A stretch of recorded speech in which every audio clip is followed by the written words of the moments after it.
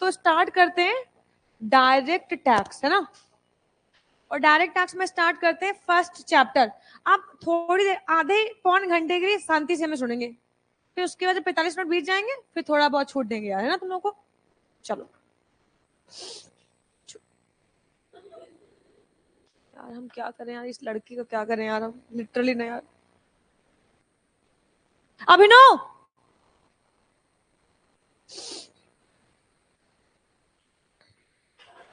मेरा आईपैड ले आओ क्लासरूम 3 से।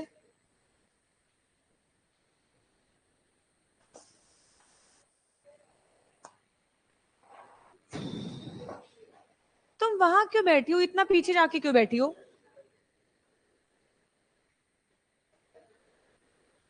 बिहारी, उठो वहां से,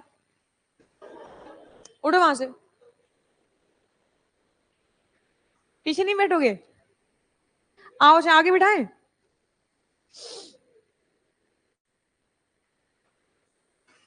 बस बातें मत करना, बोलो तुम्हें हम उल्टा बिहार भेज देंगे, तुम्हारी टिकट कटवा देंगे यार, समझ रहे हो। वैसे तुम हफ्ते भर यहाँ रहते हो, हफ्ते भर क्या है। मैं अच्छा बच्चा नहीं, गुस्सा नहीं, गुस्सा नहीं, बिल्कुल गुस्सा नहीं। दिखेगा बाबू को, मैंने ऑन तो करने दो यार। तुम लोग पता है, मैंने तुम लोगों को बिगाड़ रखा है, सर पे चढ़ा रखा है, और तुम लोग ना बहुत बुरी। पेन कहाँ है बेटा? पेन लेके आओ, पेन लेके आओ बेटा। अच्छा, पता है तुम लोगों को मैंने बिगाड़ रखा है, और तुम लोग मेरे सर पे चढ़ चुके हो अब। और डांट दूंगी मैं तुम लोगों को, एकदम सख्त हो जाऊंगी सर की तरीके से।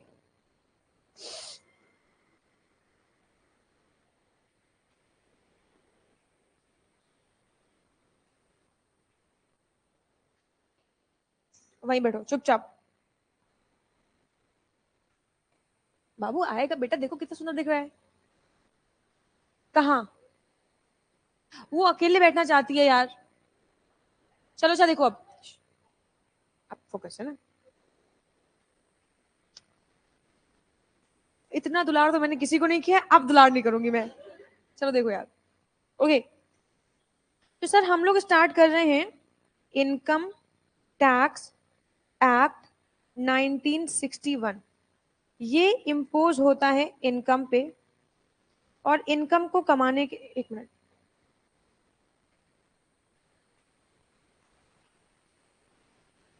ओके। हम लोग पढ़ रहे हैं इनकम टैक्स एक्ट 1961।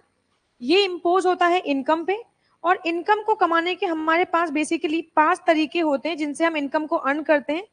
कोई हेड होती है जिसका नाम है सैलरी, दूसरी हेड है हाउस प्रॉपर्टी, तीसरी है capital gain, PG, BP, capital gain and other sources. Basically हमारे पास इनकम को कमाने के 5 तरीके होते हैं। हम इन हेड से इनकम को कमाते हैं, और इन हेड्स पे हम टैक्स को पे करते हैं, ठीक है मैम। तो हमने इन हेड से इनकम को कमाया, इसके अलावा कोई और अदर सोर्स होता नहीं है, ये 5 ही सोर्स होते हैं इनकम को अर्न करने के। इन 5 सोर्सेज से हम इनकम को अर्न करते हैं, और इनकम को अर्न करने के बाद जो हमारे पास इनकम आती है, इसको हम लोग बोलते हैं ग्रॉस टोटल इनकम। इससे हम लोग लेस करते हैं डिडक्शन।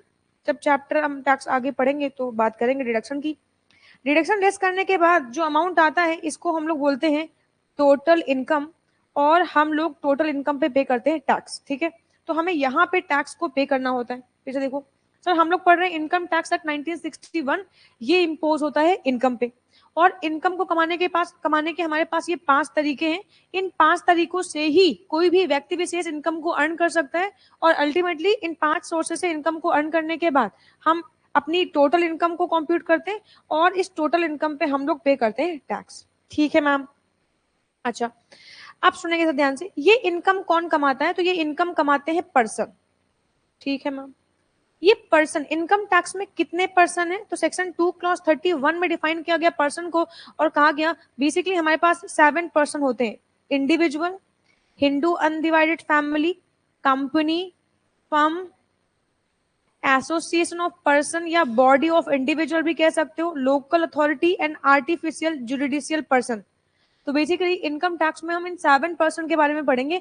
ये 7% इन 5 सोर्सेज से इनकम को अर्न करते हैं, एंड एट लास्ट इस इनकम पे टैक्स पे करते हैं ना। अल्टीमेटली हम लोग डीटी स्टार्ट कर रहे हैं, और डीटी में हमारे को क्या सीखना है? हम यहाँ तक सीखेंगे डीटी में कि हमें लास्ट मतलब मैं आपको पूरा ये बैच पढ़ाऊंगी तो इसमें मेरे को अंत तक यही सिखाना है कि how to compute total income और उस टोटल इनकम पे टैक्स कैसे कंप्यूट करते हैं और टैक्स कैसे पे करते हैं। आई बात समझ में? जब आपको ये सारी चीजें आ जाए, टोटल इनकम को कंप्यूट करना आ जाए, उस टोटल इनकम पे टैक्स को कैलकुलेट करना आ जाए और टैक्स को पे करना आ जाए, तो इसका मतलब है फाइनली हमारा डीटी का कॉन्सेप्ट खत्म हो गया यहाँ पे। आई बात समझ में? अच्छा, फिलहाल तो आज तो कुछ और बात करने वाले हैं। ओके, एक बार फिर से देखो, हम लोग पढ़ रहे हैं इनकम टैक्स एक्ट 1961। ये इम्पोज होता है इनकम पे और इनकम को कमाते हैं पर्सन, और ये 5 हेड से किसी भी हेड से इनकम कमा सकते हैं, 5 हेड से इनकम को कमा सकते हैं। अल्टीमेटली इन 5 हेड्स की इनकम को सम अप करेंगे एंड सम अप करने के बाद उस पर टैक्स कंप्यूट करेंगे और ये टैक्स पे करेंगे। अब अगर मैं टैक्स पे करने की बात करती हूँ तो टैक्स को अब ये इतने सारे पर्सन है, बहुत सारे पर्सन है। अच्छा, ये सारे के सारे पर्सन क्या करते होंगे? इनकम कमाते होंगे और टैक्स को पे करते होंगे। तो हमारे वहां हिंदुस्तान में जो टैक्स हम पे करते हैं वो हमारे रेजिडेंशियल स्टेटस के हिसाब से होता है, यानी टैक्स इंसिडेंस जो होता है कि कितना टैक्स मेरे ऊपर अट्रैक्ट कर रहा है, मेरी कौन कौन सी इनकम टैक्सेबल होएगी, ये चीज डिपेंड करती है मेरे रेजिडेंशियल स्टेटस पे। आई बात समझ में? तो हम लोग ऑफकोर्स आज की क्लास में हाउ टू कंप्यूट इनकम ये नहीं सीख रहे हैं, how to compute total income ये भी नहीं सीख रहे हैं। हम लोग सीखने जा रहे हैं how to determine residential status, क्योंकि बेसिकली हमारे रेजिडेंशियल स्टेटस के हिसाब से ही हमारे ऊपर टैक्स अट्रैक्ट करता है। अगर मैं हिंदुस्तान में रहती हूँ, हिंदुस्तान की सर्विसेज को यूटिलाइज करती हूँ, तो जितना मैं हिंदुस्तान में रह रही हूँ, हिंदुस्तान की सर्विसेज को यूटिलाइज कर रही हूँ, उसी के बेसिस पे मुझ पर टैक्स अट्रैक्ट करेगा। अगर मैं हिंदुस्तान में रह ही नहीं रही हूँ, मान लो मैं हूं तो इंडियन सिटीजन, बट मैं आउटसाइड इंडिया रह रही हूँ, इंडिया में रह ही नहीं रही हूँ, तो शायद मेरे ऊपर टैक्स अट्रैक्ट ना करे, या फिर मैं आ रही हूँ और जा रही हूँ तो उसके हिसाब से टैक्स अट्रैक्ट करेगा। आई बात समझ में? तो जो टैक्स इंसिडेंस है वो कैसे लगता है हमारे ऊपर? हमारे रेजिडेंशियल स्टेटस के हिसाब से। तो ना आज की क्लास में हम लोग देखेंगे रेजिडेंशियल स्टेटस, है ना। तो हम लोग फर्स्ट चैप्टर नंबर 1 है हमारा डायरेक्ट टैक्स का, जो कि क्या है? Residential status. रेजिडेंशियल स्टेटस आ जाओ। अब अगर मैं रेजिडेंशियल स्टेटस की बात करूं, यानी कि मैं अब रेजिडेंशियल स्टेटस की अगर मैं बात करूं तो हर एक पर्सन का अलग अलग रेजिडेंशियल स्टेटस होएगा। आपके ऊपर टैक्स अट्रैक्ट कैसे करेगा? आपके रेजिडेंशियल स्टेटस के हिसाब से करेगा। इसीलिए हम लोग सबसे पहले इस चैप्टर सीख रहे हैं रेजिडेंशियल स्टेटस, कि कौन सा व्यक्ति इंडिया का रेजिडेंट कहा जाएगा और कौन सा व्यक्ति है जो इंडिया का रेजिडेंट नहीं कहा जाएगा। आई बस समझ में? तो पहले हम ये सीखेंगे कि किस पर्सन को कब इंडिया का रेजिडेंट कहते हैं, किस पर्सन को इंडिया का रेजिडेंट नहीं कहते हैं। और जब आप रेजिडेंशियल स्टेटस सीख जाओगे तो फिर मैं आपको सिखाऊंगी टैक्स इंसिडेंस, कि अगर आप रेजिडेंट हो तो कौन कौन सी इनकम आपकी इंडिया में टैक्सेबल होंगी और कौन सी नहीं होंगी। अगर आप इंडिया के रेजिडेंट नहीं हो तो कौन सी इनकम टैक्सेबल होंगी और कौन सी इनकम टैक्सेबल नहीं होंगी, है ना। अच्छा, अब मैम रेजिडेंशियल स्टेटस की आप बात करने जा रहे हो, मैम एक चीज बता दो। हाँ मैम, रेजिडेंशियल स्टेटस और सिटीजनशिप क्या ये दोनों अलग अलग कॉन्सेप्ट है? हाँ जी बेटा, रेजिडेंशियल स्टेटस एंड सिटीजनशिप ये दोनों ही अलग अलग कॉन्सेप्ट है। सिटीजनशिप सिटीजनशिप एक्ट 1955 डिफाइन करता है and residential status concept income tax act 1961 define करता है। ठीक है, सिटीजनशिप का मतलब है आपके पास इंडिया का पासपोर्ट है, आपके पास इंडिया का आधार कार्ड है, आपके फोरफादर ग्रैंडफादर अगर अनडिवाइडेड इंडिया का पार्ट रहे हैं तो यस ऑफ कोर्स आप क्या हो? इंडियन सिटीजन हो, है ना। तो सिटीजनशिप एक अलग कॉन्सेप्ट है और रेजिडेंशियल स्टेटस एक अलग कॉन्सेप्ट है। रेजिडेंशियल स्टेटस आपके निवास स्थान पे, स्टे इन इंडिया पे डिपेंडेंट होता है कि आप कितने दिन इंडिया में स्टे कर रहे हो, तो आपके स्टे करने के हिसाब से हम रेजिडेंशियल स्टेटस को डिटरमिन करते हैं। आई बात समझ में? जबकि citizenship in stay in India के बेसिस पे नहीं होती है, उसके कुछ और रीजन होते हैं, उसके बेसिस पे इसको डिफाइन किया जाता है। आई बात समझ में? ओके, तो रेजिडेंशियल स्टेटस का मतलब है स्टे इन इंडिया, आपका स्टे इन इंडिया कहाँ पे, ठीक है ना। स्टे इन इंडिया मतलब आप कितना इंडिया में स्टे कर रहे हो, आपका स्टे कहाँ पे है। आई बात समझ में? तो बेसिकली हम आपका हिंदी में अगर हम बात करें तो हम आपका निवास स्थान देख रहे हैं। आई बात समझ में? और टैक्स कैसे लगता है? हमारे निवास स्थान के बेसिस पे लगता है। यानी कि टैक्स क्या है? टैक्स जैसे फॉर एग्जांपल मान लो मैं आपको सर्विसेज दे रही हूँ, इसके बदले में आपने मुझे फीस पे करी है, अच्छा, ऐसे ही गवर्नमेंट ऑफ इंडिया हमें बहुत सारी सर्विसेज देती है। ऐसे ही गवर्नमेंट ऑफ इंडिया हमारे को बहुत सारी सर्विसेज देती है, जैसे रोड यूज कर रही है, हम ब्रिज यूज कर रहे हैं, इंफ्रास्ट्रक्चर यूज कर रहे हैं, तो इन सभी को यूज करने के बदले में हम ऑफकोर्स गवर्नमेंट ऑफ इंडिया को क्या करते हैं, कुछ ना कुछ टैक्स पे करते हैं। आई बात समझ में? तो जितना मैं इन सर्विसेज को यूटिलाइज करूंगी, जितना मैं गवर्नमेंट ऑफ इंडिया की सर्विसेज लूंगी, उसी के हिसाब से मेरा टैक्स मेरे ऊपर अट्रैक्ट करेगा। आई कहानी समझ में? चलो तो स्टार्ट करते हैं। सर, रेजिडेंशियल स्टेटस की अगर मैं बात करूं तो ऑफकोर्स मेरे पास पर्सन है 7, तो हम ऑफकोर्स एक एक पर्सन का रेजिडेंशियल स्टेटस देखेंगे, है ना। तो सबसे पहले हमारे पास आ रहा है इंडिविजुअल, तो हम लोग सबसे पहले देखेंगे इंडिविजुअल का रेजिडेंशियल स्टेटस। ठीक है, आ जाओ। मैम, इस चैप्टर में कितने सेक्शन कवर होंगे? इस चैप्टर में हम लोग सेक्शन 5 to 9 कवर करेंगे। मैम, सेक्शन याद करना है क्या? ऑफ कोर्स इनकम टैक्स के हमें सारे सेक्शन याद करने हैं, क्योंकि आपके एग्जाम में सेक्शन से भी डायरेक्ट क्वेश्चन आ जाते हैं, है ना। तो सेक्शन हमें याद करने, ठीक है। 5 to 9 सेक्शन हमें याद करने। मैम, सेक्शन 1 नहीं बताया। सेक्शन 1 एप्लीकेबिलिटी का होता है। मोस्ट ऑफ द एक्ट का सेक्शन 1 एप्लीकेबिलिटी के बारे में ही बात करता है। और अगर मैं बात करूं इस एक्ट की, तो ये एक्ट एप्लीकेबल होता है होल ऑफ इंडिया पे, है ना। यानी हम लोग हमारे सिलेबस में जितने भी एक्ट पढ़ते हैं, मोस्ट ऑफ द एक्ट का सेक्शन 1 एप्लीकेबिलिटी के बारे में बात करता है। तो इनकम टैक्स 1961 का सेक्शन 1 एप्लीकेबिलिटी के बारे में बात करेगा, एंड ये एक्ट एप्लीकेबल होएगा होल ऑफ इंडिया पे, ठीक है। इसके अलावा सेक्शन 2 आप सबको पता है, जो लोगों ने मुझसे फाउंडेशन पढ़ रखा है, पहले से पढ़ रखा है, उन्हें पता है। सेक्शन 2 डेफिनेशन की बात करता है, तो इनकम टैक्स का सेक्शन 2 डेफिनेशन के बारे में बात करेगा। सेक्शन 3 प्रीवियस ईयर के बारे में, ये मैं थोड़ी देर में इसी चैप्टर में कवर करूंगी। सेक्शन 4 कंप्यूटेशन का है, हाउ टू कंप्यूट इनकम, ये मैं सबसे लास्ट में आप लोगों को बताऊंगी। आई बात समझ में? एंड 5 to 9 हम यहाँ पे कर रहे हैं, ठीक है ना यार। तो इस तरीके से आप सेक्शन में याद करेंगे। 1 applicability, 2 definition, 3 previous year, 4 computation, 5 to 9 residential status. आई बात समझ में? आगे बढ़ते जाएंगे, सेक्शन याद करते जाएंगे, ठीक है। इतनी कहानी समझ में आ रही है? आगे बढ़ते हैं। अब से बात करें रेजिडेंशियल स्टेटस किसका? इंडिविजुअल का। इंडिविजुअल का। अब एक इंडिविजुअल को हम कब मानेंगे रेजिडेंट और कब मानेंगे नॉन रेजिडेंट? देखो, अगर एक इंडिविजुअल होएगा, वो या तो रेजिडेंट होएगा या तो वो नॉन रेजिडेंट होएगा। अब अगर मैं रेजिडेंट की बात करती हूँ, तो रेजिडेंट की बात करती हूँ कि कब एक इंडिविजुअल को हम रेजिडेंट इंडिया मानेंगे। तो ऑफकोर्स इसके स्टे की बात हम लोग कर रहे हैं। हाँ जी मैम, स्टे की बात कर रहे हैं। चलो एक मिनट।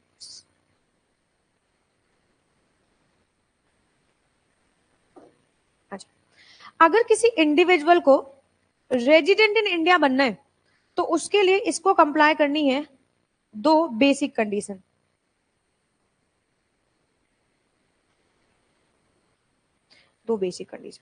अब ये 2 बेसिक कंडीशन क्या है?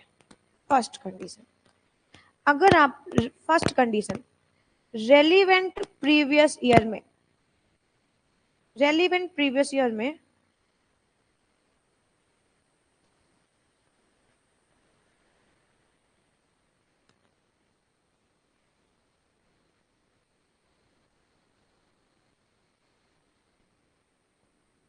अगर आप रेलिवेंट प्रीवियस ईयर में 182 days or more stay in India करते हो, तो आप रेजिडेंट इन इंडिया माने जाओगे। तो फर्स्ट कंडीशन हमारे लिए ये है। अच्छा, सेकंड कंडीशन क्या है मैम? सेकंड कंडीशन है, अगर रेलिवेंट प्रीवियस ईयर में 60 डेज और मोर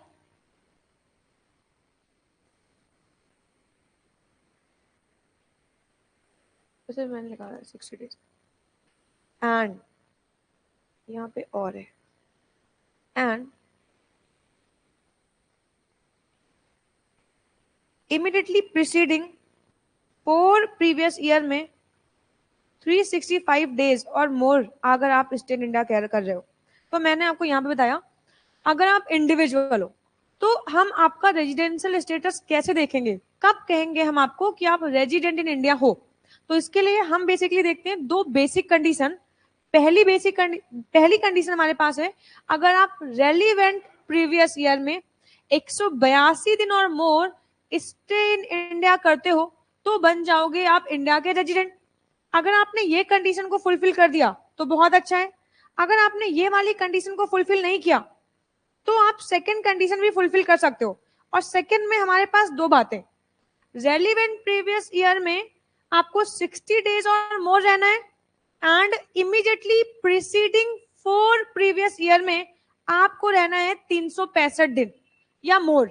अगर आप पहली कंडीशन नहीं करते तो सेकंड कंडीशन कंप्लाई कर दो, एंड अगर आप सेकंड कंडीशन कंप्लाई करते हो तो आप बन जाओगे रेजिडेंट इन इंडिया।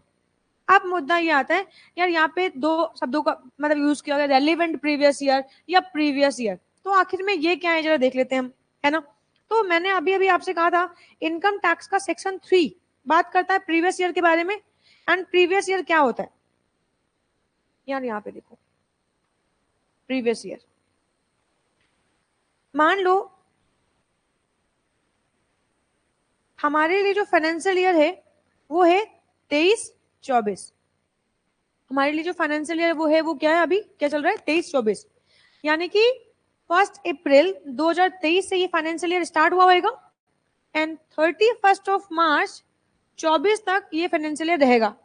अच्छा, इसका मतलब यहाँ पे, अब देखो यहाँ पे हम क्या करते हैं, हम इस फाइनेंशियल ईयर में इनकम को अर्न करते हैं, और इस पे जो टैक्स है हम कब पे करते हैं, 24-25 में। तो फाइनेंशियल ईयर 23-24 में हम इनकम को अर्न करते हैं, और फाइनेंशियल ईयर 24-25 में हम इस इनकम पे टैक्स देंगे। एंड प्रीवियस ईयर की डेफिनेशन लिखी हुई है, असेसमेंट ईयर के ठीक पहले जो ईयर होगा वो प्रीवियस ईयर होगा। अच्छा, 23-24 में इनकम को अर्न करेंगे, उस इनकम पे टैक्स कब पे करेंगे, 24-25 में। इसका मतलब है हम अपनी इनकम को एसेस कब कर रहे हैं, 24-25 में, यानी कि 31 मार्च को ये ईयर एंड हो जाएगा फाइनेंशियल ईयर, और जितनी भी इनकम हमने इस 12 महीने में कमाई होगी, इस सारी की सारी इनकम को हम 24-25 में एसेस करेंगे, और 24-25 में एसेस करने के बाद हम क्या करेंगे, टैक्स को पे करेंगे। आई बात समझ में। अच्छा, अब यहाँ पे देखो, तो 24-25 में एसेस करेंगे तो ये हमारा असेसमेंट ईयर हो गया, एंड सेक्शन 3 में लिखा है असेसमेंट ईयर के ठीक पहले जो ईयर आता है उसको हम लोग बोलते हैं प्रीवियस ईयर। आई बात समझ में। मैं बेसिकली बोलूंगी प्रीवियस ईयर का मतलब हमारे लिए क्या होता है, अर्निंग ईयर। अर्निंग ईयर, हम जिस ईयर में इनकम को अर्न करते हैं वो ईयर हमारे लिए अर्निंग ईयर है, और जिस ईयर में हम टैक्स पे करेंगे, जिस ईयर में अपनी इनकम को एसेस करेंगे, वो है हमारे लिए असेसमेंट ईयर। आई बात समझ में। तो 24-25 असेसमेंट ईयर हो गया, और उसके ठीक पहले प्रीवियस ईयर हमारा हो गया। हालांकि ये भी फाइनेंशियल ईयर है और ये भी फाइनेंशियल ईयर है, दोनों ही फाइनेंशियल ईयर है हमारे लिए, है ना। बट जिस ईयर में इनकम को हम अर्न करते हैं वो हमारे लिए प्रीवियस ईयर कहलाएगा, और जिस पे टैक्स जमा करेंगे जाके इनकम को एसेस करेंगे वो हमारे लिए असेसमेंट ईयर कहलाएगा। इतनी कहानी समझ में आती है सबको। अच्छा, तो अब यहाँ पे देखो, फॉर एग्जाम्पल हम ईयर फाइनेंशियल ईयर 23-24 में इनकम को अर्न करते हैं, तो इसका टैक्स हम कब जमा करेंगे, 24-25, यानी कि 24-25 में अगर मैं रेजिडेंट हो गई तो फिर मेरे ऊपर टैक्स जमा होएगा, मेरे ऊपर टैक्स लगेगा, अट्रैक्ट करेगा, है ना। तो 24-25 में मेरे ऊपर टैक्स लगेगा नहीं लगेगा, मेरी कौन कौन सी इनकम पे टैक्स लगेगा, ये बात किस पे डिपेंडेंट होगी, मेरे फाइनेंशियल ईयर 23-24 के स्टेटस पे ना। आई बात समझ में। 24-25 में मेरे ऊपर कितना टैक्स लगेगा, कैसे लगेगा, मेरी कौन कौन सी इनकम टैक्सेबल होगी, ये चीज डिपेंडेंट है 23-24 के स्टेटस पे। आई बात समझ में। तो 23-24 मेरे लिए क्या हो जाएगा, relevant previous year. Relevant previous year, आई बात समझ में। 24-25 में टैक्स जमा करना है तो 24-25 पे 23-24 का ही तो टैक्स जमा करेंगे। तो फिर 24-25 के लिए, 24-25 असेसमेंट ईयर के लिए 23-24 मेरे लिए क्या हो गया, रेलिवेंट असेसमेंट ईयर। और इसके पहले भाई 23-24 के पहले हमारे पास 22-23 भी तो हुआ होगा, बोल भाई। उसके पहले हमारे पास 21-22 भी तो हुआ होगा, तो ये मेरे लिए क्या कहलाएंगे, प्रीवियस ईयर। ये मेरे लिए क्या कहलाएंगे, प्रीवियस ईयर। और जिस ईयर में मैं टैक्स जमा करने जा रही हूँ, और जिस ईयर का टैक्स जमा करने जा रही हूँ, तो जिस ईयर का जमा करने जा रही हूँ वो मेरे लिए क्या कहलाएगा, रेलिवेंट प्रीवियस ईयर। आई बात समझ में। क्योंकि भाई अगर मैं फॉर एग्जांपल मान लो मैं 24-25 के लिए कर रही हूँ, तो 24-25 के पहले के जितने भी फाइनेंशियल ईयर सारे के सारे प्रीवियस ईयर है, तो मुद्दा था फिर रेलिवेंट क्या होगा। तो रेलिवेंट का मतलब समझ में है, जिस ईयर की इनकम पे टैक्स जमा करने के लिए जा रहे हैं, या जिस ईयर के लिए रेजिडेंशियल स्टेटस डिटरमिन कर रहे हैं, वो ईयर मेरे लिए रेलिवेंट प्रीवियस ईयर कहलाएगा। इतनी कहानी समझ में आती है। अब यहाँ पे देखो, यहाँ पे क्या है, रेजिडेंशियल स्टेटस। इंडिविजुअल पर्सन कब रेजिडेंट माना जाएगा, अगर वो रेलिवेंट प्रीवियस ईयर में, रेलिवेंट प्रीवियस ईयर मैं कौन सी ईयर के लिए इनकम कंप्यूट करवा रही हूँ, 23-24 ना। मैं कौन सी ईयर की करवा रही हूँ, 23-24 ना, तो 23-24 मेरे लिए क्या हो जाएगा, रेलिवेंट प्रीवियस ईयर। आई बात समझ में? तो रेलिवेंट प्रीवियस ईयर में अगर मेरा स्टे इन इंडिया 182 दिन और मोर हो गया, तब तो मैं इंडियन रेजिडेंट कहलाऊंगी। अगर ये कंडीशन कंप्लाई हो गई तो बहुत बढ़िया है। अगर ये कंडीशन कंप्लाई नहीं हुई तो सेकंड कंडीशन क्या आती है, रेलिवेंट प्रीवियस ईयर में 60 दिन or more and immediately preceding 4 previous year में 365 दिन और मोर। अब यहाँ पे देखो, अगर मैं, मेरे लिए जो असेसमेंट है राइट नाउ, जितने भी स्टूडेंट मेरे पास बैठे हुए हैं उनके लिए जो असेसमेंट ईयर है ऑफकोर्स वो 24-25 है ना। जो भी एग्जाम देंगे वो जून में देंगे या तो दिसंबर में देंगे जाके, है ना। तो आप लोगों के लिए जो असेसमेंट ईयर होएगा वो 24-25 होएगा, है ना। अब 24-25 के लिए तो इसका मतलब मेरे लिए यहाँ पे प्रीवियस ईयर क्या हो जाएगा, 23-24। और क्या मैं इसको रेलिवेंट बोल सकती हूँ, यस ऑफ कोर्स, असेसमेंट 24-25 है तो उसके लिए रेलिवेंट प्रीवियस ईयर 23-24 होएगा। और 23-24 के पहले जितने भी ईयर होंगे वो क्या होंगे, प्रीवियस ईयर। जैसे यहाँ देखो रेलिवेंट प्रीवियस ईयर, तो 24-25 मेरे लिए होएगा असेसमेंट ईयर, तो मेरे लिए रेलिवेंट प्रीवियस ईयर क्या होएगा, 23-24। और इसके पहले के प्रीवियस ईयर होंगे, कौन कौन से होंगे, 22-23, 21-22, 20-21 और 19-20। यानी कि अगर मुझे इस वाली कंडीशन को कंप्लाई करना है तो मुझे 23-24 फाइनेंशियल ईयर में देखना है कि क्या मेरा स्टे इन इंडिया 182 दिन और मोर है। अगर मैं 23-24 में 182 दिन और मोर इंडिया में रह गई तो मैं बन जाऊंगी इंडियन रेजिडेंट। अगर ये कंडीशन फुलफिल हो गई तो बहुत अच्छा है। अगर नहीं फुलफिल हुई तो मैं देखूंगी क्या 23-24 में मैंने 60 डेज का स्टे किया है या मोर का स्टे किया है, और इन 4 सालों में मैंने कितना किया हो, 365 दिन और मोर। आई बात समझ में? अगर मैंने ये किया है तब तो मैं रेजिडेंट कहलाऊंगी। और अगर ये कंडीशन भी फुलफिल नहीं हुई और ये कंडीशन फुलफिल नहीं हुई तो मैं क्या बन जाऊंगी, नॉन रेजिडेंट। तो बेसिकली अगर मैं आपसे कहूं कि नॉन रेजिडेंट क्या होगा, तो फिर नॉन कंप्लाई बेसिक कंडीशन। आई कहानी समझ में? तो जिन लोगों ने बेसिक कंडीशन को, जिन इंडिविजुअल्स ने बेसिक कंडीशन को कंप्लाई कर दिया वो बन जाएंगे रेजिडेंट, और अगर नहीं कंप्लाई किया तो वो क्या बन जाएंगे, नॉन रेजिडेंट। इसमें कोई डाउट हो तो पूछो, अदरवाइज आगे चले। नहीं है? अच्छा मैम, हाँ मैम, स्टे इन इंडिया का मतलब क्या, स्टे इन इंडिया का मतलब क्या होता है?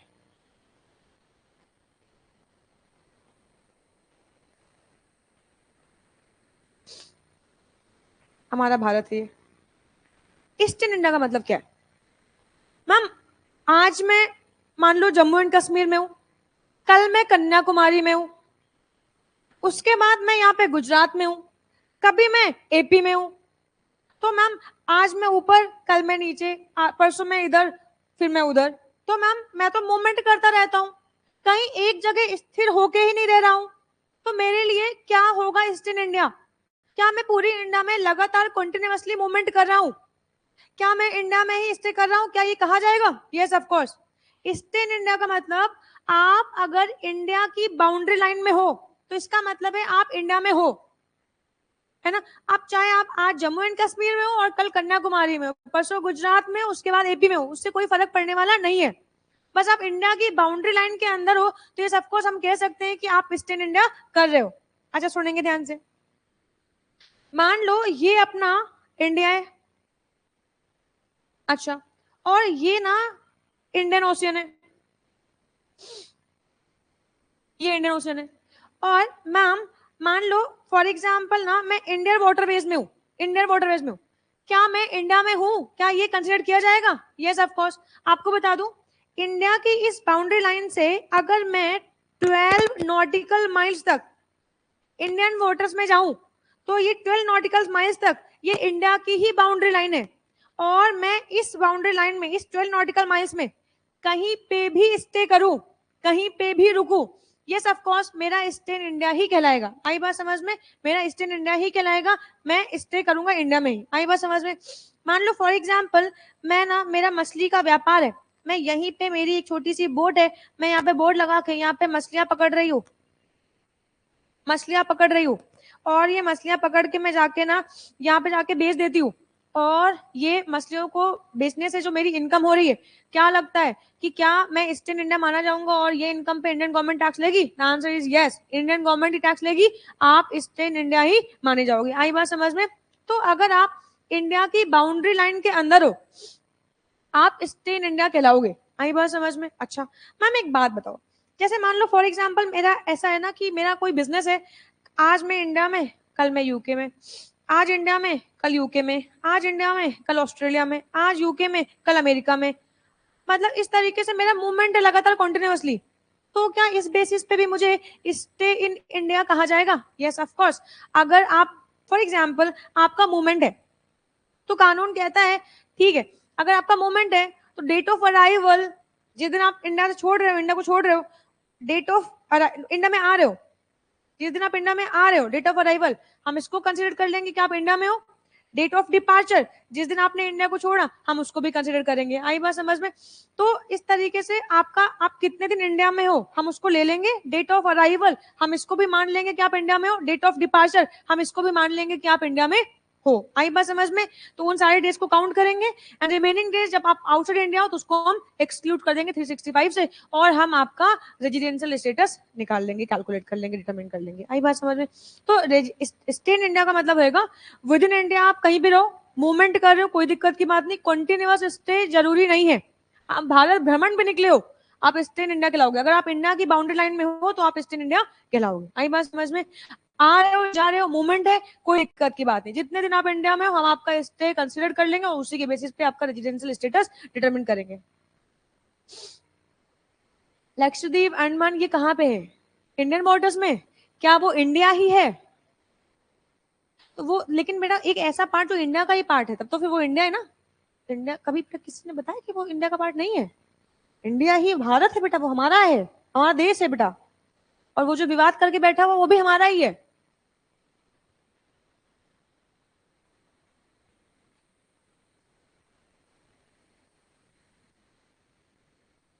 पॉलिटिकल मुद्दे बाद में डिस्कस करेंगे यार।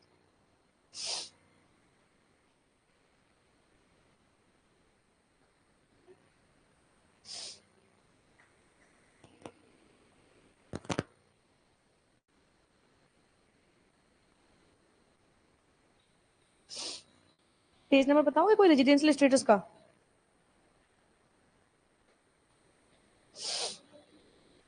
हम्म,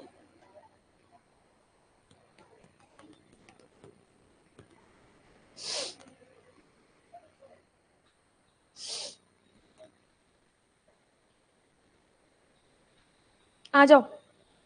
हे,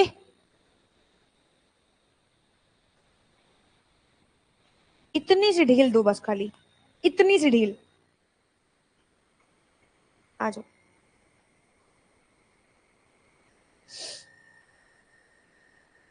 सेक्शन 6, एक इंडिविजुअल को कब रेजिडेंट मानेंगे?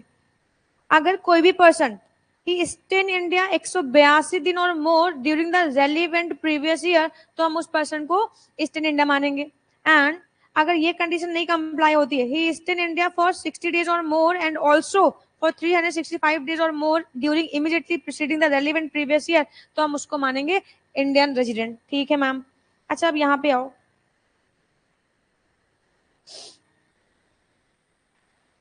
The term stay in India, stay in India का मतलब क्या है? तो stay in India includes stay in the territorial waters of India, इसको भी कंसीडर कर लेंगे, और 12 नॉटिकल माइल्स तक ये हमारा इंडिया का बाउंड्री लाइन ही कहलाएगा। Even the stay in a ship or boat in the territorial waters of India shall be considered to be stay in India। आई बात समझ में? It is not necessary that period of stay must be continuous, nor it is essential that the stay should be at the usual place of the residence। मतलब ये कह रहे हैं जरूरी नहीं किसी एक प्लेस पे रेजिडेंट आप रहो, एक जगह रुको, या ये भी जरूरी नहीं है कि आपको लगातार कंटिन्यूअसली रहना है। आप आ रहे हो जा रहे हो उसको भी कंसीडर कर लेंगे, ठीक है ना यार। और अगर आप पूरे इंडिया में कहीं भी मूवमेंट कर रहे हो इसको भी कर लेंगे। बोल भाई इतनी कहीं समझ में आती है? ठीक है मैम, ये समझ में आ गया। For the purpose of counting the number of days east in India, both the date of departure as well as the date of arrival shall also be considered। आई कहानी समझ में? चलो तो इतनी कहानी तो मैं समझ में आ गई कि ठीक है मैम रेजिडेंट पर्सन कब बनेगा, इतनी कहानी समझ में आ गई। इसमें लिखा कोई शब्द जो समझ में ना आ रहा हो पूछो, पूछो वरना मैं पूछती हूँ। रेलिवेंट प्रीवियस ईयर सब समझ में आ गया। चलो तो फिर हम आगे की बात कर ले, फिर पूछते हैं, है ना। चलो आप सुनो ध्यान से, अगर मैं नॉन रेजिडेंट बन गई तो बात खत्म, बट अगर मैं रेजिडेंट बन गई तो आगे की एक और कहानी है जो शुरू हो जाती है।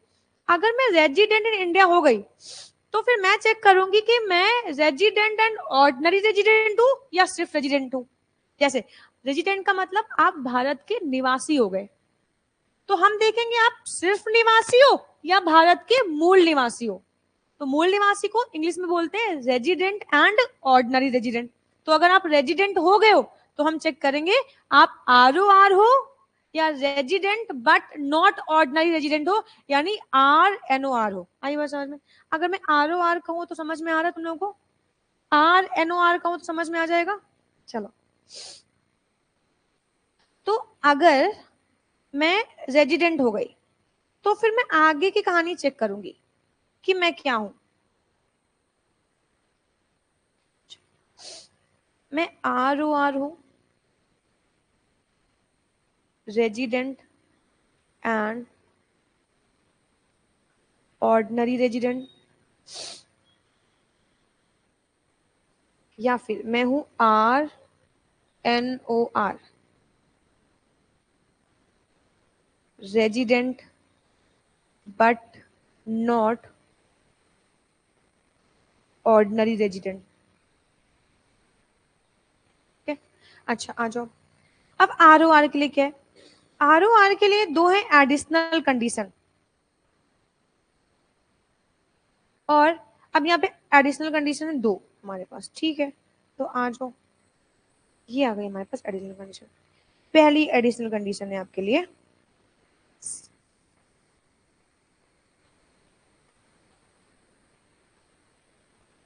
7 previous year from the relevant previous year। अगर आपका स्टे इन इंडिया 7 ईयर में 730 डेज और मोर है, ठीक है, एंड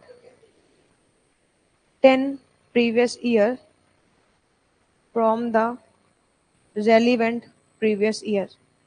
अगर आपका stay in India last 10 year में आप 2 ईयर और मोर, आप क्या हो जाते हो, 2 ईयर और मोर आप हो जाते हो रेजिडेंट।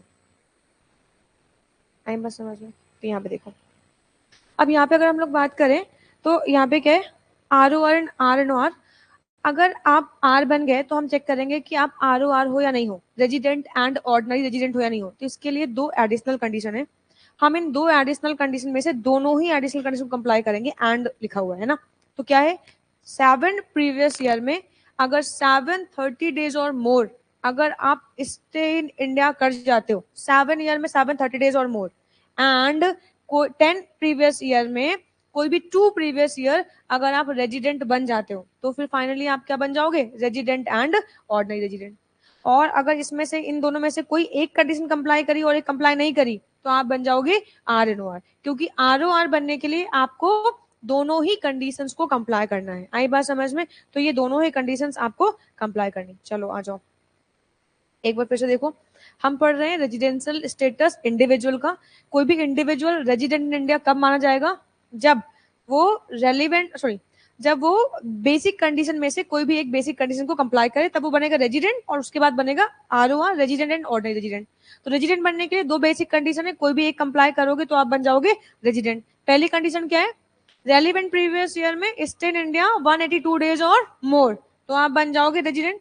अच्छा मान लो ये कंडीशन कंप्लाई नहीं होती तो सेकंड क्या है, रेलिवेंट प्रीवियस ईयर में 60 days or more and immediately preceding 4 previous year में 365 डेज और मोर, अगर स्टे इन इंडिया हो तो ये सब कोर्स आप रेजिडेंट कहलाओगे ना। एंड स्टे इन इंडिया का मतलब आपको बता दिया है, कंटिन्यूअसली नहीं है तब भी कोई दिक्कत की बात नहीं, एक जगह नहीं स्टे तब भी कोई दिक्कत की बात नहीं, बट बाउंड्री लाइन के आपको अंदर होना है, ठीक है ना यार। अच्छा, आप अगर आर बन गए तो फिर देखेंगे कि आप आर ओ आर हो या आर एन ओ आर हो। तो आर ओ आर के लिए क्या चाहिए, दो एडिशनल कंडीशन। पहली एडिशनल कंडीशन क्या है, 7 ईयर में 730 days or more stay in India, and 10 year में 2 ईयर रेजिडेंट, तब फाइनली आप बनोगे आर ओ आर। अदरवाइज आप क्या कहलाओगे, आर एन ओ आर। बोल भाई, इतनी कहानी समझ में आती है। चलो, तो ये कहानी तो हो गई, अब इस पे कुछ क्वेश्चन कर लेते हैं। चलो मुझे एक बात बताओ, मान लो एक पर्सन है जिनका नाम स्मिथ है। स्मिथ का जन्म होता है 2002 में और ये ऑस्ट्रेलिया के निवासी है, लेकिन ये हर साल इंडिया आ रहे हैं 100 दिन के लिए। यानी कि 2002 से, जब से इनका जन्म हुआ है तब से लेके आज तक ये हर साल 100 डेज के लिए इंडिया आते हैं, 100 डेज के लिए इंडिया आते हैं। मुझे आपसे ये जानना है कि मिस्टर स्मिथ जो है वो आर होंगे या एन आर होंगे। और अगर एक मिनट रुक जा भाई, अगर आर हो गए तो ये आर ओ आर है या आर एन ओ आर है। चलो कैलकुलेट नहीं करोगे यार, आर एन ओ आर है, कैसे हो गया।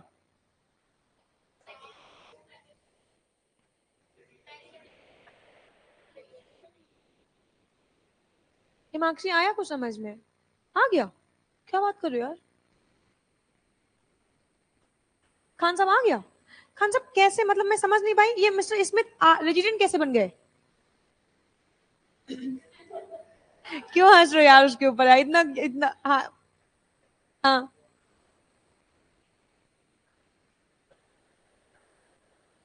अच्छा मैम, आप कह रहे हो कि मिस्टर स्मिथ जो है ना वो हर साल ना 100 दिन के लिए आ रहे हैं।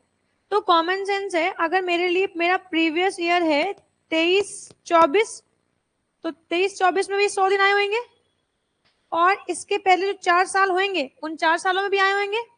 अच्छा, तो इसका मतलब ये है कि रेलिवेंट प्रीवियस ईयर में इन्होंने 60 दिन और मोर स्टे कर लिया, यहाँ पे 60 दिन कंप्लाई हो गए। और पिछले 4 सालों में, अब यहाँ से 4 साल जोड़ते हैं, 1 2 3 4, तो हर साल ये कितने दिन के लिए आए होंगे, 100 दिन के लिए आए होंगे। तो अगर मैं देखूं तो ये 400 दिन के लिए आ गए ना, और मुझे कितना चाहिए, 60 दिन चाहिए रेलिवेंट प्रीवियस ईयर में, और यहाँ पे चाहिए 365 दिन। तो यहाँ पे ये 60 दिन कंप्लाई हो गया और यहाँ पे ये 365 कंप्लाई हो गया। यार ये बात तो क्लियर हो गई, तुम लोगों ने ये तो बात सही बताई यार, कि ये जो मिस्टर है ना ये रेजिडेंट बन गए। अब रेजिडेंट के बाद यार ये चेक करना है कि ये आर ओ आर है या आर एन ओ आर है। तो आर ओ आर बनने के लिए दो एडिशनल कंडीशन ना, कौन कौन सी। अच्छा अच्छा, 7 year from the relevant previous year ना, यानी रेलिवेंट प्रीवियस ईयर को कंसीडर नहीं करना है। फॉर एग्जाम्पल, अब देखो डेज कैसे काउंट करते हैं। अगर मैं प्रीवियस ईयर 23-24 के लिए काउंट कर रही हूँ तो यहाँ पे तो वो 60 दिन या 182 दिन जो भी होगा वो देखेंगे।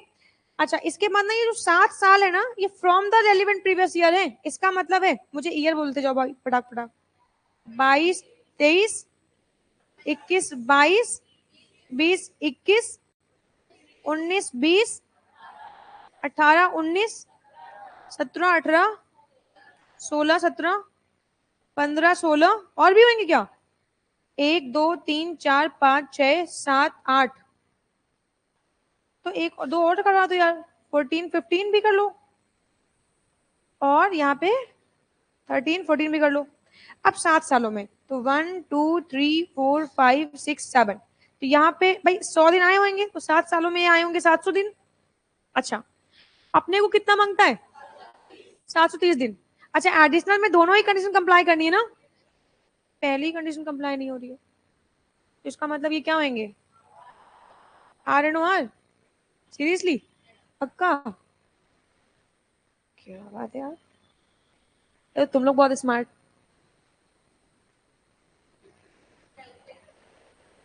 कैलकुलेटर भी नहीं छुआ था, इतने स्मार्ट बच्चे मिले, हे भगवान, हे भगवान। चलो, इलस्ट्रेशन 1, प्रीवियस ईयर 23-24 में अगर कोई, यहाँ पे क्या है क्वेश्चन में देखो, determine the residential status of mister X. For the assessment year 24-25 who stay during various financial year are as under. तो 23-24 में ये अब इनको कौन से दिन के लिए बताना है, मान लो 23-24 के लिए बताना है। अब 23-24 में बताओ ये रेजिडेंट होंगे कि नहीं होंगे। यहाँ पे 60 दिन वाली कंडीशन कंप्लाई हो रही है। अब 1 2 3 4 देखो इसमें 365 दिन पूरे हो रहे हैं, हो रहे हैं। अबे काउंट क्या है, तुक्के मार रहे हो। तो मोर देन 365 हो गया ना, बोलो। तो मोर देन 365 हो गया।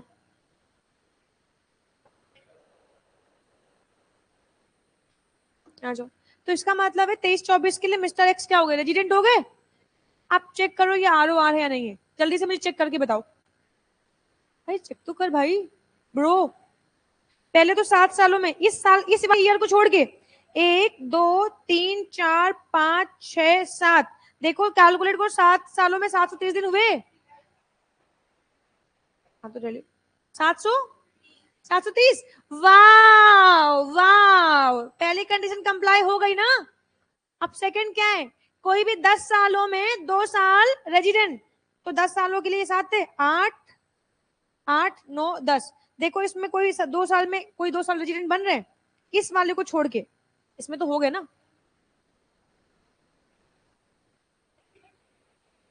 आंसर चेक कर रही है, आंसर देख रही है यार, मैंने इतना अच्छा कॉन्सेप्ट पढ़ाया यार, ये आंसर देख रही है यार। ये अभी प्रूफ कर दे रही हूँ ना यार, सब्र तो करो यार, रुक जा, सब्र कर लो बाबू, मेरा बच्चा, मैं बोल लो सब्र कर ले। और देख मुझे तो क्वेश्चन सिखाना है, करना ना, आप लोगों को आंसर नहीं मिलेगा एग्जाम में, एग्जाम में तो खुद ही करना पड़ेगा ना। यहाँ पे देखो बाबू, 23-24 में तो रेजिडेंट थे, लेकिन 10 सालों में इसको काउंट नहीं करते ना। अच्छा आप देखो, यहाँ पे देखो 22-23 में तो 182 दिन वाली कंडीशन कंप्लाई हो गई ना, तो 22-23 में भी रेजिडेंट बन गया। अब यार मुझे भी, अब देखो यहाँ पे, यार यहाँ पे देखते तो यहाँ पे 60 दिन तो कंप्लाई हो गए, 1 2 3 4, देखो क्या 365 दिन हुए क्या, कहीं भी काउंट करोगे 365 दिन अब कंप्लाई नहीं करेंगे। आई बात समझ में। तो इसीलिए कंडीशन क्या थी आर ओ आर के लिए, दो कंडीशन थी। आपको क्या करना है, 7 ईयर में 730 डेज, तो इस वाले क्वेश्चन में ये वाली कंडीशन कंप्लाई कर गई है ना बेटा।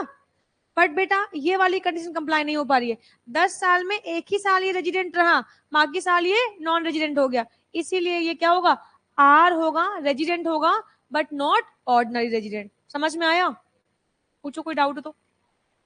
एक बार फिर से देखो बेटा, इसको अब कोई बोलेगा नहीं, 2 मिनट देखो बेटा।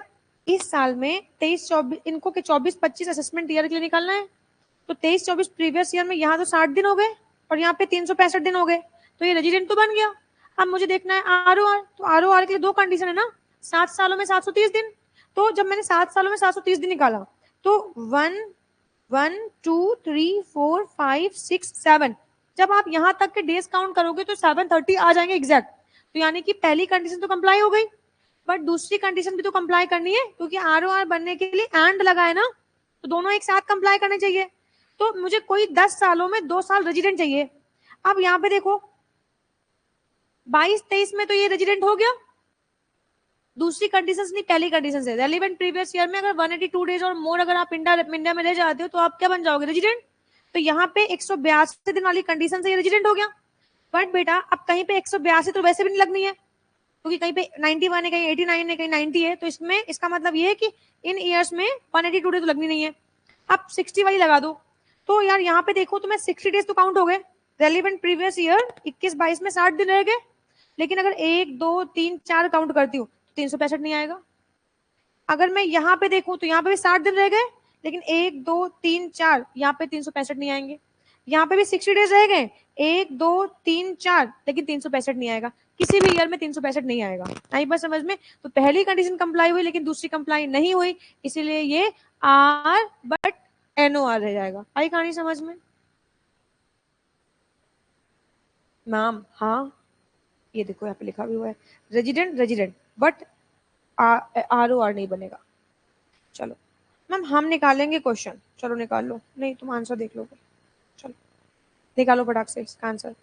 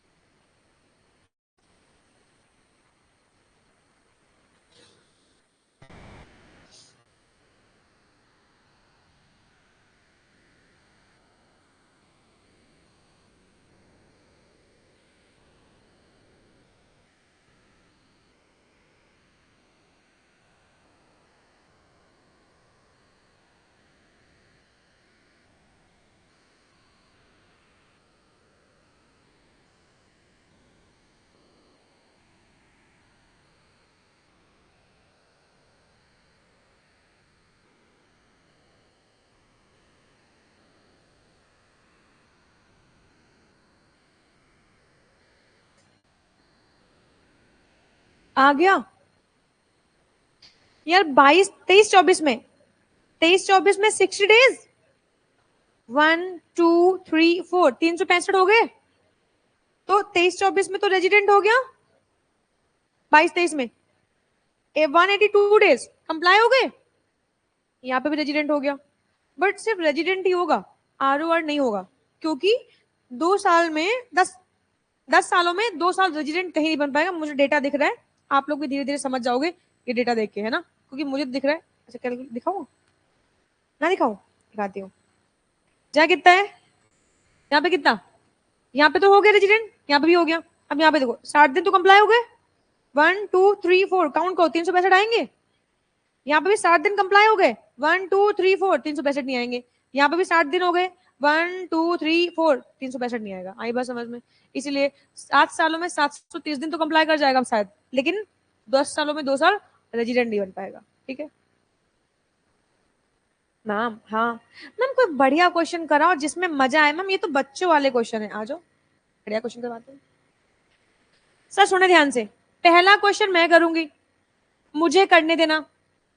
तो मैं कम से कम 5 से 7 क्वेश्चन करने का मौका दूंगी। आई बात समझ में? बट पहला क्वेश्चन मुझे करने दो, मुझे देख लो, ताकि दूसरे क्वेश्चन में गलती ना हो। ठीक है चलो यहां से स्टार्ट करते हैं, आ जाओ। देखो मैंने आप लोगों को पढ़ाया था कि ऑफकोर्स अगर कोई पर्सन है और वो स्टे इन इंडिया कर रहा है, फिर चाहे वो कश्मीर में रहे या कन्याकुमारी में रहे, चाहे इंडिया में रहे चाहे इंडिया से आए और जाए कंटिन्यूअसली, लेकिन अगर इंडिया से आ और जा रहा है तो डेट ऑफ अराइवल और डेट ऑफ डिपार्चर मानेंगे कि वो स्टे इन इंडिया ही कर रहा है, और उस दिन को हम कंसिडर करेंगे, है ना। ये क्वेश्चन है, यहाँ पे लिखा हुआ है mister X and American citizen, America के सिटीजन है, and has come to India for the first time on 10/7/2019। पहली बार 2019 में ये इंडिया में आए। As an employee of the multinational company, the particulars of his arrival and departure are as given below. पहला क्वेश्चन हमें करने देना, सेकंड में तुम्हें मौका पूरा दूंगी मैं, है ना। अब देखो, तो 10/7/2019 को आ गए। अच्छा, and determine is residential status for the previous year 19-20। तो ये क्या कह रहे हैं, 19-20 से लेके और 23-24 तक इनका रेजिडेंशियल स्टेटस आपको बताना है। बस अब आप क्या करना, कैलकुलेटर निकाल लो और दिन काउंट करने मेरे साथ, तो वो करना है खाली। पेन रख दो, पेन नहीं चलाने आप लोगों को, ठीक है ना यार।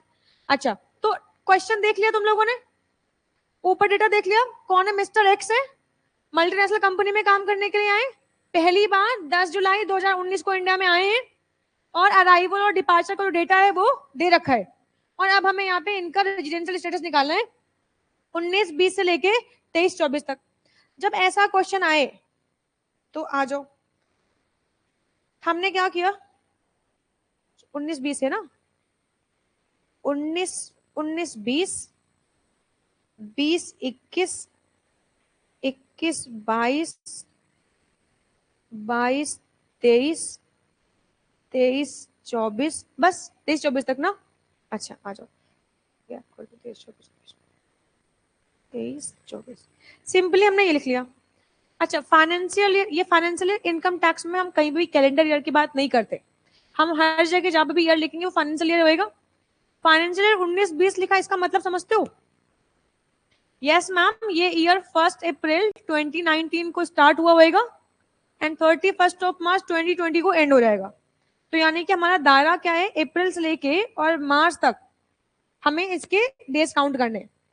पहली बार ये इंडिया में आया जुलाई में, तो इसका मतलब है अप्रैल में ये इंडिया में नहीं रहा होगा, मई में भी नहीं रहा होगा, जून में भी नहीं रहा होगा, जुलाई में आया होगा।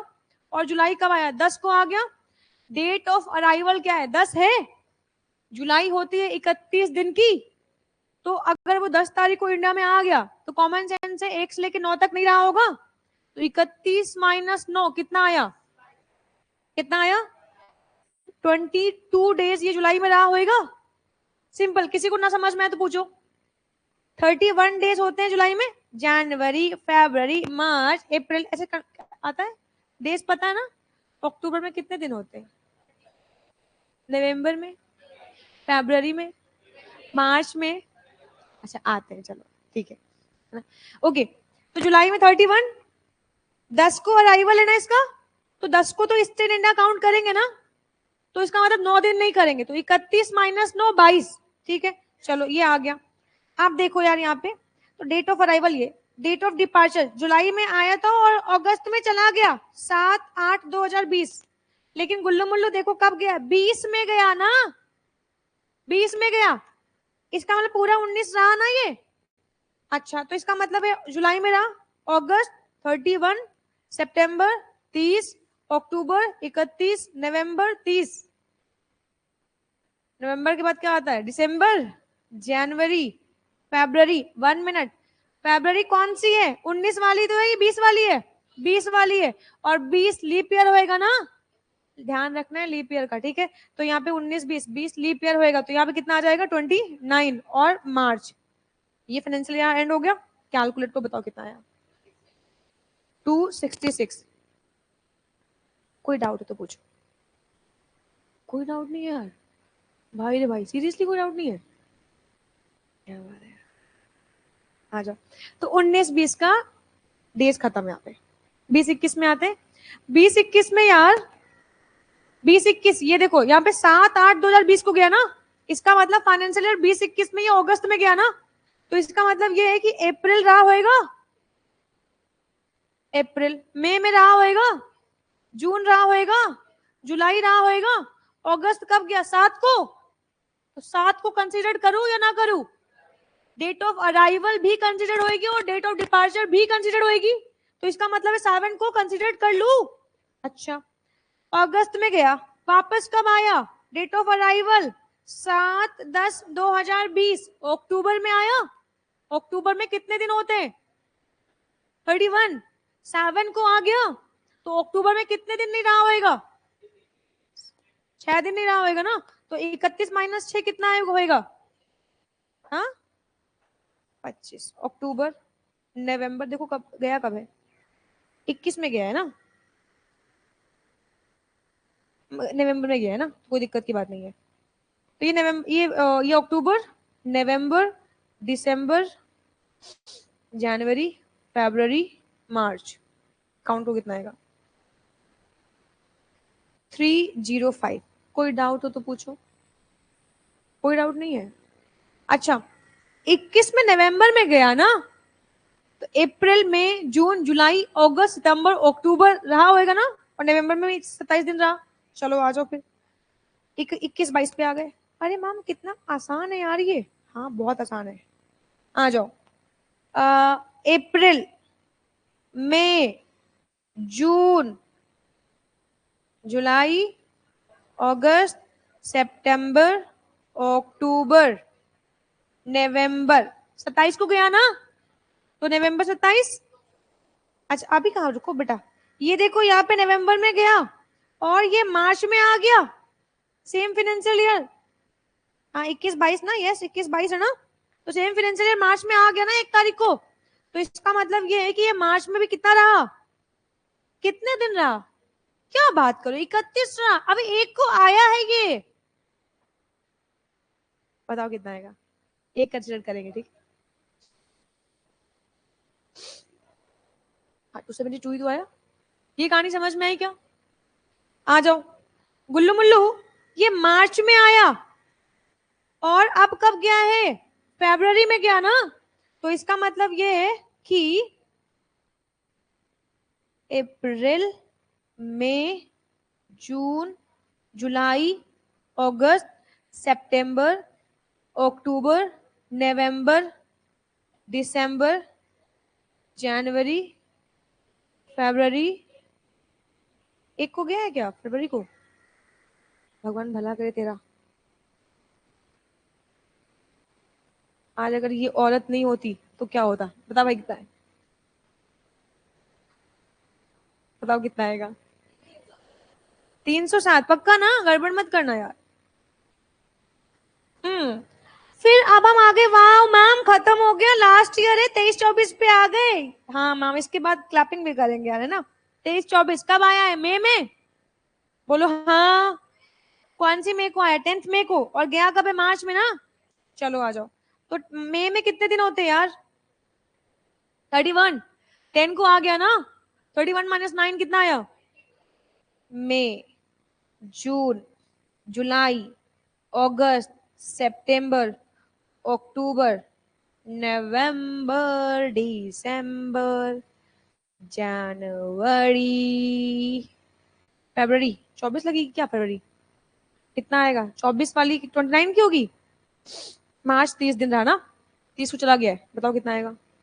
हाँ 326। वाह मैम वाह, हमने निकाल लिया, बहुत बढ़िया, बजाओ क्या, बहुत बढ़िया, क्या बात है, क्या बात है, बहुत बढ़िया, बहुत बढ़िया। हमने सारे ईयर का डेटा, जो डेटा था उस डेटा के हिसाब से हमने डेज कैलकुलेट कर लिए, है ना।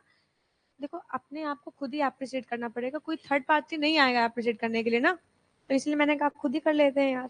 अच्छा ये बताओ, क्या इस ईयर में 21-22 में मिस्टर कौन है यार ये? क्या मिस्टर एक्स 19-20 में रेजिडेंट इन इंडिया रहे हैं? है रेजिडेंट? कौन सी कंडीशन से? रेलिवेंट प्रीवियस ईयर में 182 दिन और मोर, तो ये हो गए रेजिडेंट। गुल्लू मुल्लू एक बात बताओ, क्या ये ROR भी होंगे या RNOR होंगे? ROR नहीं हो सकते मैम, क्योंकि मैम पहली बार ये भारत कब आए हैं? 19-20 में आए हैं, उसके पहले तो है ही नहीं इंडिया में ना, तो उसके पहले का डेटा ही नहीं है, मतलब उसके पहले उन्होंने स्टे इन इंडिया किया ही नहीं। जबकि ROR बनने के लिए आपको स्टे इन इंडिया, मतलब 7 प्रीवियस ईयर में 730 डेज, तो इसका मतलब वो कंडीशन कंप्लाई नहीं होगी, क्योंकि इस साल के पहले तो कभी आए ही नहीं ना, तो ये इस केस में तो ROR बन ही नहीं सकते। क्या बनेंगे ये समझ में आ रहा क्यों मैंने RNOR लिखा है? अच्छा यहाँ पे बताओ मुझे, ये रेजिडेंट होंगे या नॉन रेजिडेंट? और रेजिडेंट के बाद ROR होंगे या RNOR होंगे? हाँ RNOR होंगे, तो रेजिडेंट तो हो गए क्योंकि 182 दिन स्टे इन इंडिया कर लिया। अब एक मिनट, अब पूरा फोकस करो, अभी ROR है या RNOR है? तो यार इसके लिए ना मेरे को देखना पड़ेगा, तो मेरे को ना 7 सालों का डेटा चाहिए क्या, कोई मतलब 730 दिन चाहिए और 2 साल रेजिडेंट चाहिए। तो अल्टीमेटली ना इस साल तो इन्होंने 305 रहा, पिछले साल 266 रहे, तो 730 दिन और वो वाली कंडीशन कंप्लाई नहीं हो रही 10 सालों वाली, तो कुल मिला के इस साल भी ये क्या है? RNOR है। यहाँ पे देखो ये क्या होंगे? R होंगे, फिर आप देखते हैं ROR होंगे या RNOR होंगे। अब बहुत ध्यान से देखो, एक मिनट रुक जा भाई। अच्छा यहाँ पे मैंने ये काटना था और ये लगाया था, ये लगाया था, ये काटना था। अब यहाँ पे देखो, क्या 305 और 266 को ऐड करो जरा, कितना आएगा? कम आएगा, 730 दिन से कम है। 2 साल देखो, अब 10 सालों में 2 साल रेजिडेंट चाहिए, कोई भी 2 साल चाहिए ना, तो यहाँ पे ये रेजिडेंट तो हो गए। रेजिडेंट बनने के बाद मैंने चेक किया तो पिछले 2 सालों में ये रेजिडेंट तो बन गए भाई। यहाँ पे देखो ये ईयर भी रेजिडेंट है और ये ईयर भी रेजिडेंट है, तो 10 सालों में कोई भी 2 साल रेजिडेंट चाहिए ना, तो यहाँ पे भी रेजिडेंट बन गए और यहाँ पे भी रेजिडेंट बन गए, तो एडिशनल की दूसरी कंडीशन तो कंप्लाई हो रही है 10 सालों में 2 साल, पर 7 सालों में 730 दिन वाली कंडीशन कंप्लाई नहीं हो रही है, क्योंकि इस ईयर के पहले इनको 730 दिन 7 सालों में इंडिया में स्टे करना मांगता है ना, ये नहीं है। तो इसका मतलब है कि इस सिचुएशन में ये R तो बनेंगे, यहां भी ये ROR नहीं बनेंगे, RNOR बनेंगे। रीजन भी है इनकी 7 सालों में 730 दिन वाली कंडीशन कंप्लाई नहीं हो रही है। आगे देखो, यहाँ पे आओ, क्या ये रेजिडेंट होंगे? यस मैम रेजिडेंट तो है 182 वाली कंडीशन से। मुद्दा ये आता है कि ये ROR होंगे या RNOR होंगे। आप सुनो मेरी बात ध्यान से, यस देखो जरा काउंट करो, 266, 305, 272 को काउंट करो, कितना आएगा? 843। 7 सालों में 730 दिन चाहिए ना, और 3 सालों में ही 730 दिन की कंडीशन को कंप्लाई कर रहे हैं, एज वेल एज 2 साल ही तो रेजिडेंट चाहिए 10 सालों में। तो मजे की बात तो ये, तो यहाँ पे भी रेजिडेंट है, यहाँ पे भी रेजिडेंट है और यहाँ पे भी रेजिडेंट है, तो 10 सालों में 2 साल रेजिडेंट वाली कंडीशन भी कंप्लाई हो रही है और 7 सालों में 730 वाली कंडीशन भी कंप्लाई हो रही है। तो इसका मतलब है कि ये क्या है यहाँ पे? RB और RORB। बोल भाई कहानी समझ में आई क्या? और यहाँ पे भी ये 326 दिन, यानी कि ये क्या हो गए? रेजिडेंट। अब ROR है या RNOR है? ROR होंगे, क्योंकि इतने साल तो रेजिडेंट है और इतने सालों में गिनोगे इसको, इसको भी गिनो, इसको भी गिनो, इसको भी गिनो, इसको भी गिनो, तो 730 दिन कंप्लाई हो रहे हैं। आई बात समझ में? तो यहाँ पे ये ROR, यानी 2 सालों में ये ROR रहे, बाकी सालों के लिए क्या रहे, रेजिडेंट रहे। आई बात समझ में? मेरे बच्चे आंसर कभी मैच करते नहीं है, तो फिर मैं भी आंसर कभी मैच करूंगी नहीं, क्योंकि आंसर तो आना ही है टैक्स का। मैम, हाँ मैम, हम करेंगे ये क्वेश्चन। चलो निकालो रजिस्टर, चलो, और फटाफट कैलकुलेटर पेन सब निकालो और फटाफट करके दिखाओ।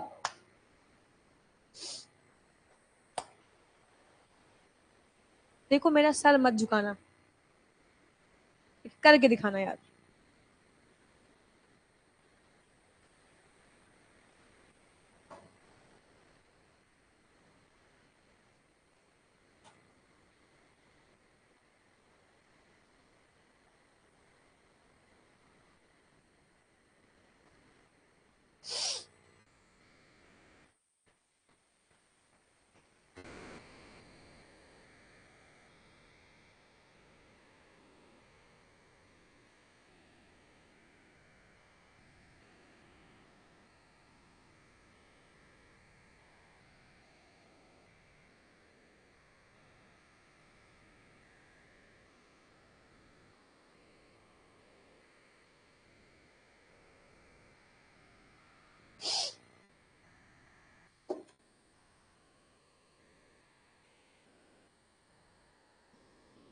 आ रहा है।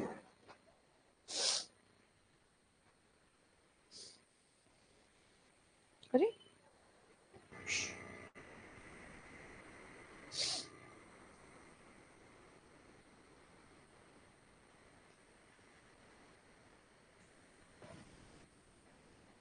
बहुत ध्यान से देखना, इस क्वेश्चन में गेम है। हाँ, अपना अपना काम करो। मैं एक बार देखना चाहती हूँ कि आप लोग कितने अच्छे से क्वेश्चन पढ़ रहे हो, क्योंकि मान लो मैंने यही कॉन्सेप्ट पढ़ाया और ऐसा कॉन्सेप्ट मैंने क्लास में नहीं करवाया और एग्जाम में आ गया, तो क्या करके आओगे, मैं देखना चाहती हूँ।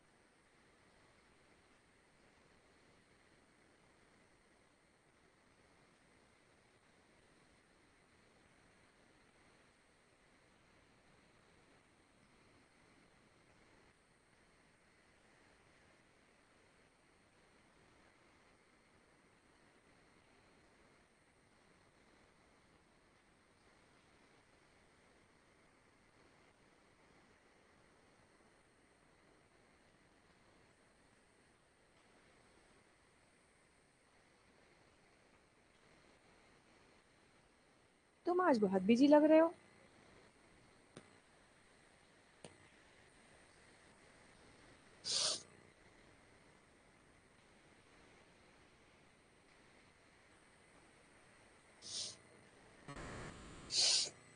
मैं करवाऊं क्या?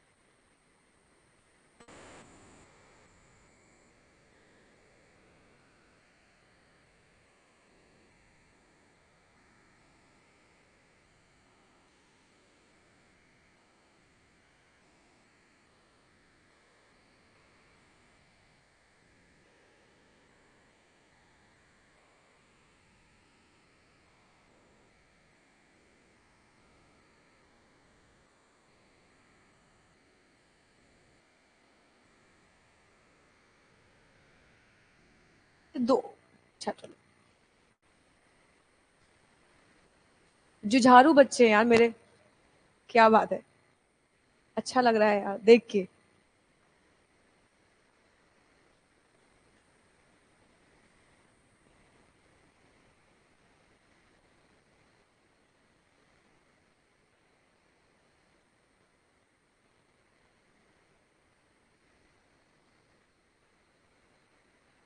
हो गया तुम्हारा? 20-21 में कितने दिन आ रहे? 144। ओके, 21-22 में कितने आ रहे हैं? 119।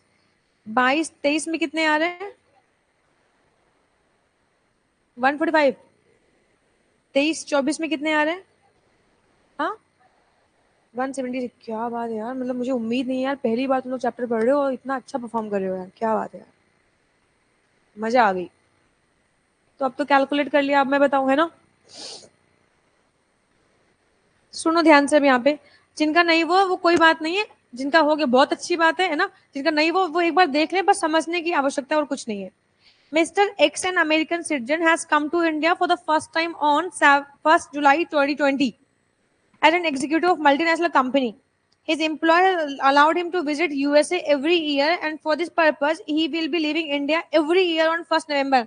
इसका मतलब है कि हर साल कुछ भी डेटा दिया हो, हर साल ये 1st नवंबर को इंडिया छोड़ के जा रहा है, and shall come back to on 31st December.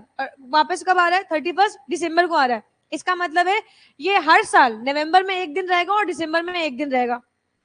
Besides that, he has visited Hong Kong on several occasions in connection with the official work because he is looking after the employer's operation. ठीक है, तो leaving and arriving यानी departure और arrival की date यहाँ पे दे रखी है।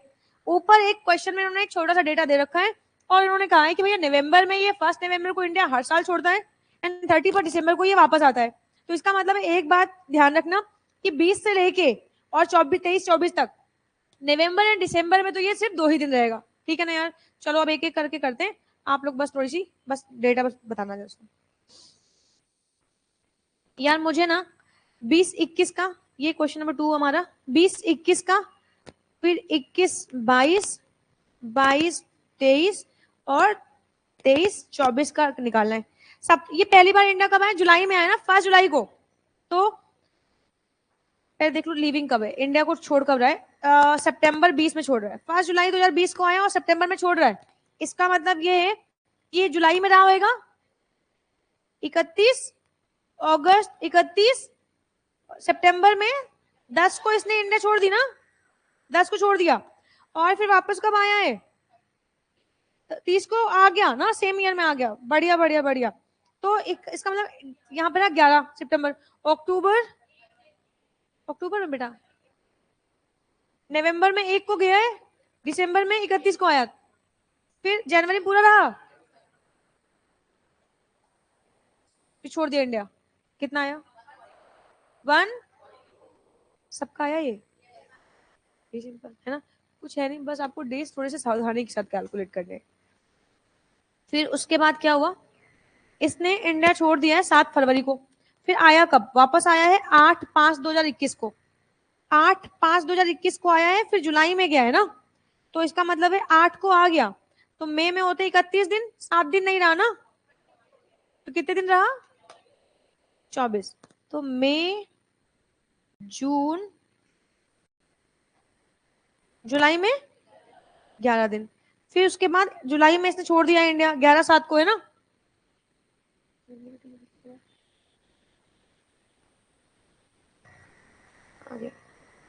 ओके, जुलाई में से छोड़ दिया, फिर वापस कब आया? अक्टूबर में, अक्टूबर में आया है, तो अक्टूबर में 11 दिन, अक्टूबर के, नवंबर में फिर से वापस एक दिन, दिसंबर में एक दिन, जनवरी में पूरा रहा है, फरवरी में 10 दिन। कितना आया? 119। 22-23।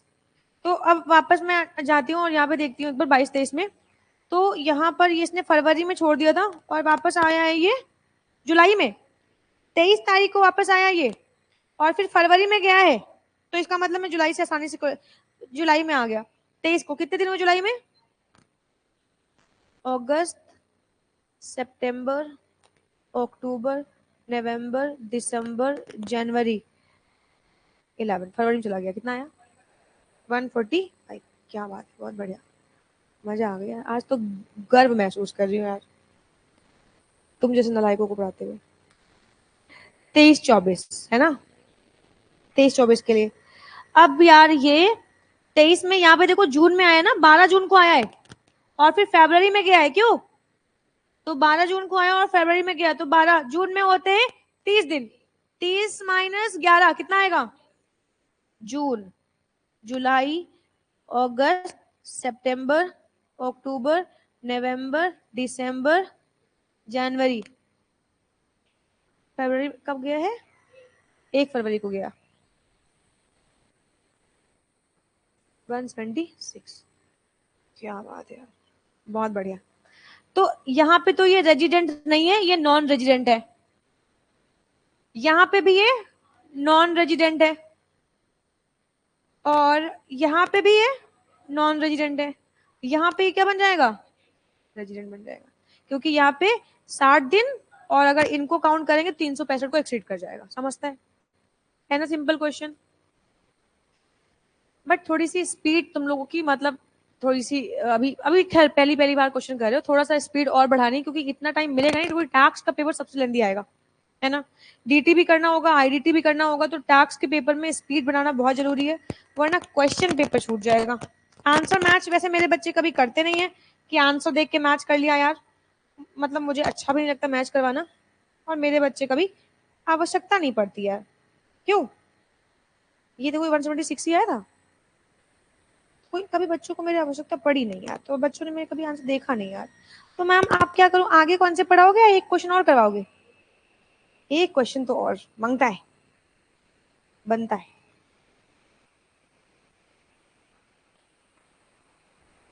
आओ बच्चों, तुम्हें मैम कितना अच्छा है ना, कितने सारे क्वेश्चन है प्रैक्टिस के लिए। हाँ, चलो फिर इसी बात पे करके दिखाओ ये वाला। हम आंसर हाइड करोगे कि हम देख ले? कभी मेरे बच्चे आंसर नहीं देखते हैं, बट मैं फिर भी हाइड करूंगी। चल,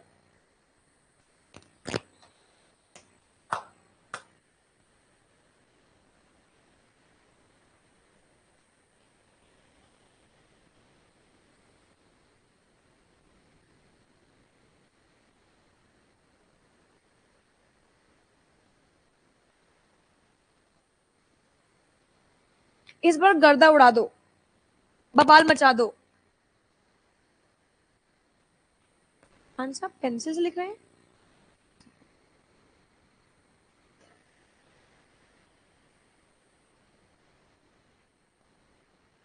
देविका मैम इस बार ना बवाल मचा दीजिए, ठीक है ना?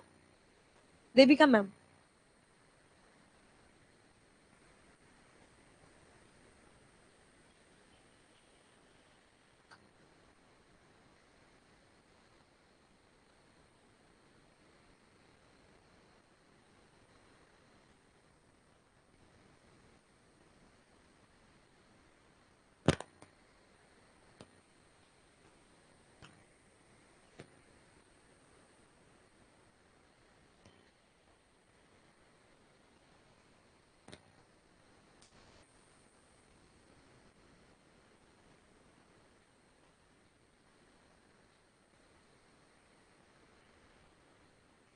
हारिस भैया आ गया।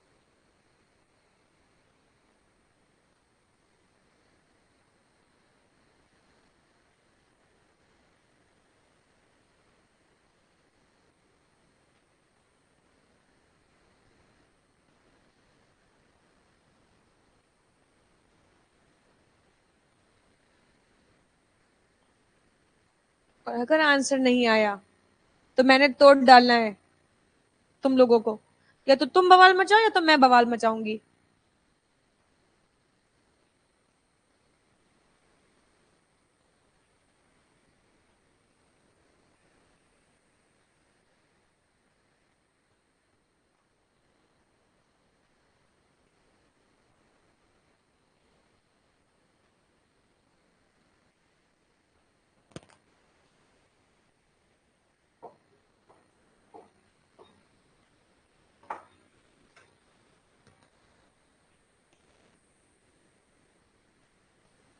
अभी तक तुम्हारा आंसर नहीं आया।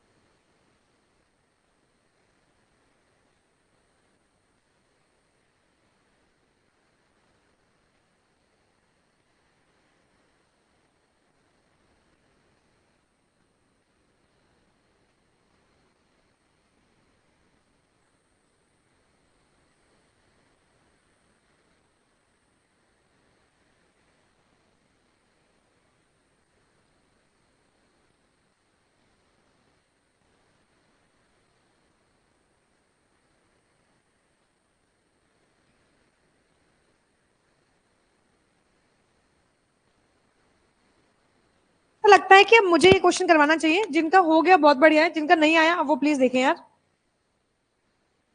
हमें निकालना है 19-20 से, इतना ही समय मिलेगा बेटा बस। 19-20, 20-21, 21-22, 22-23 और 23-24। तो यहाँ पे हम लोग कर लेते हैं कैलकुलेशन और आ जाओ देखते हैं भैया कितने दिन होंगे। पहली बार इंडिया कब आया? जुलाई। और वापस कब गया है? दिसंबर में गया है ना। तो जुलाई रहा पूरा, जुलाई, अगस्त, सितंबर, अक्टूबर, नवंबर में गया ना। कितने दिन हुए?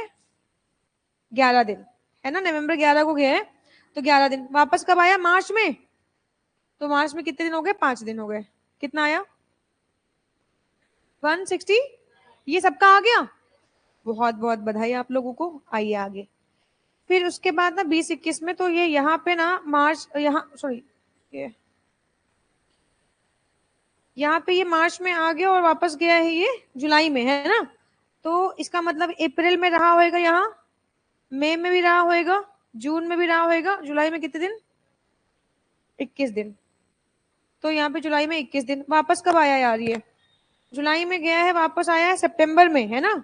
सितंबर में आया और फिर मार्च में गया। सितंबर में आया कितने? 21। 21 दिन होंगे ना। अक्टूबर, नवंबर, दिसंबर, जनवरी, फरवरी 21 वाली है ना ये। मार्च में कितने दिन, कितना आया, 285। अच्छा तो ये तो हो गया यहाँ पे यार, है ना। अब आओ यार देखें यहाँ ध्यान से। तो ये यहाँ पे मार्च में गया, मार्च में गया और वापस कब आया ये, मार्च में, अगले साल जनवरी में आया ये, और फिर सितंबर में गया है ना। तो फिर इसका मतलब ये इस साल ये जनवरी रहा, यार एक मिनट यार, जनवरी, फरवरी, मार्च, कितना हुआ, 90 डेज। और फिर यहाँ पे अप्रैल रहा, मई रहा, जून रहा, जुलाई रहा, अगस्त भी रहा, 23 डेज। सितंबर में ये चला गया, सितंबर में गया है और वापस कब आया है ये, फरवरी में आया है, फरवरी और मार्च, फरवरी और मार्च कितना आया ये, 235। और फिर 24-25 की बात करते हैं यार, है ना। तो 23-24 की बात करते हैं। तो ये यहाँ पे फरवरी में आ गया है और वापस कब गया है यार ये, जुलाई में गया। तो अप्रैल रहा होएगा, मई, जून, जुलाई में एक दिन, फिर वापस कब आया यार ये, फरवरी में आया है ना, 11 तारीख को। तो कितने दिन होंगे, 28 माइनस, और ये कौन सी फरवरी होएगी यार, लीप ईयर होएगी, तो 29 माइनस 10, 19, और मार्च कितना आएगा ये, 142 डेज।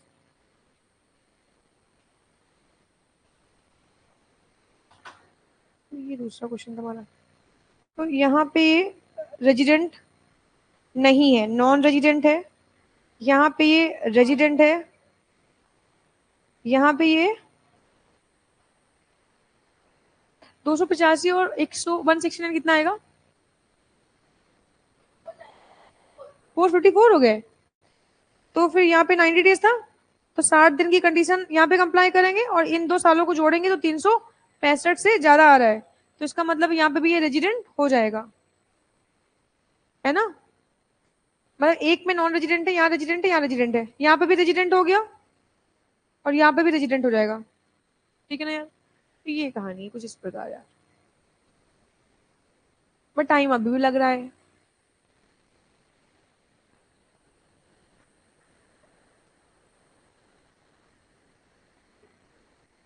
आओ सुने ध्यान से। तो यहाँ पे ना मैंने आपको रेजिडेंट का रेजिडेंशियल स्टेटस कैसे डिटरमिन होगा मैंने आपको सिखा दिया। एक बार फटाफट फिर से रिवाइज करो, फिर आगे बढ़ेंगे। सर हम लोग पढ़ रहे हैं इनकम टैक्स एक्ट 1961, जो कि इम्पोज होता है इनकम पे, और इनकम कमाते हैं पर्सन, और पर्सन के ऊपर टैक्स इम्पोज होता है उनके रेजिडेंशियल स्टेटस के हिसाब से। इसीलिए हम लोगों ने चैप्टर 1 स्टार्ट किया residential status. And residential status में ऑफकोर्स हमारे पास 7 पर्सन है, और इन 7 पर्सन में हम एक एक का रेजिडेंशियल स्टेटस देखेंगे। सबसे पहले मैंने स्टार्ट किया इंडिविजुअल का, एंड इंडिविजुअल का रेजिडेंशियल स्टेटस डिटरमिन करने के लिए हम लोग सबसे पहले देखते हैं दो बेसिक कंडीशन। दो बेसिक कंडीशन हमारे पास कौन कौन सी है यार, ये दो बेसिक कंडीशन है। अगर इसमें से कोई भी आप एक बेसिक कंडीशन कंप्लाई करते हो तो आप बन जाओगे रेजिडेंट, और अगर नहीं कंप्लाई किया तो फिर आप बन जाओगे नॉन रेजिडेंट। कौन सी दो बेसिक कंडीशन है, पहली basic condition relevant previous year में 182 डेज और मोर अगर स्टे इन इंडिया आप कर जाते हो तो आप बन जाओगे इंडियन रेजिडेंट। अगर ये कंडीशन कंप्लाई नहीं होती है तो सेकंड कंडीशन है आपकी रेलिवेंट प्रीवियस ईयर में 60 days or more, and immediately preceding for previous year में 365 डेज और मोर अगर आप स्टे इन इंडिया हो तो आप बन जाओगे इंडिया के रेजिडेंट। दोनों में से कोई भी कंडीशन कंप्लाई करी रेजिडेंट, नॉन कंप्लाई आप बन जाओगे नॉन रेजिडेंट। आप नॉन रेजिडेंट बन गए, बात खत्म हो गई। बट अगर आप रेजिडेंट बन गए तो फिर हम फर्दर देखेंगे कि आप रेजिडेंट एंड ऑर्डिनरी रेजिडेंट हो या सिर्फ और सिर्फ आप रेजिडेंट हो। तो रेजिडेंट एंड ऑर्डिनरी रेजिडेंट के लिए हम लोग कंडीशन देखेंगे, और यहाँ पे दो एडिशनल कंडीशन है। पहली कंडीशन है 7 ईयर में 730 डेज और मोर अगर आप 7 ईयर लिंक कौन कौन से, 7 previous year from the relevant previous year, है ना। रेलिवेंट प्रीवियस ईयर से 7 कॉन्जिक्यूटिव ईयर देखते हैं। अगर 7 कॉन्जिक्यूटिव ईयर में आप 730 days or more stay in India करते हो, and 10 year from the relevant previous year, 10 consecutive financial year देखते हैं। इसमें से 10 ईयर में कोई भी 2 ईयर अगर आप रेजिडेंट इन इंडिया रहते हो तो दोनों कंडीशन को एक साथ कंप्लाई करोगे तो आप बन जाओगे रेजिडेंट एंड ऑर्डिनरी। और अगर कोई एक कंप्लाई कर रहे हो, एक नहीं कंप्लाई कर रहे हो, दोनों ही कंप्लाई नहीं कर रहे हो, तो आप क्या बन जाओगे? Resident but not ordinary resident, है ना। तो प्रैक्टिकल इंप्लीमेंटेशन भी सिखा दिया। आई होप कि ये कहानी आप लोगों को क्लियर हो गई होगी यार, है ना। इसके बाद क्या देखेंगे?